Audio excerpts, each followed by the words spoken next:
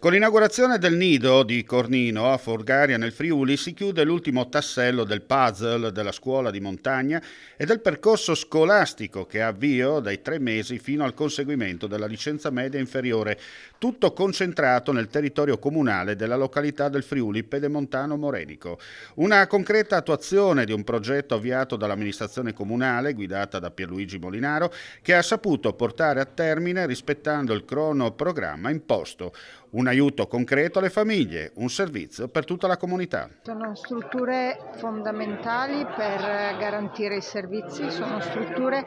che, qualora rinnovate e costruite in un sistema di servizi continuo dagli 0 ai 13 anni, garantisce di essere punto di riferimento su un territorio per tutti i bisogni nella crescita dei bambini. Obiettivo mantenuto e centrato da parte della Regione Friuli Venezia Giulia su famiglia e percorso istruzione. L'obiettivo che ci siamo dati nella costruzione della legge sulla famiglia, nella definizione della legge sul percorso di istruzione e nelle risorse che in questi anni sono quadruplicate a favore sicuramente della prima infanzia, ma di tutto il sistema 06 e di tutto il sistema scolastico, dell'accompagnamento con i contributi legati a carta famiglia per i bambini e i ragazzi che crescono in Friuli Venezia Giulia fino ai 18 anni e con i contributi ulteriori che diamo con Dote Scuole.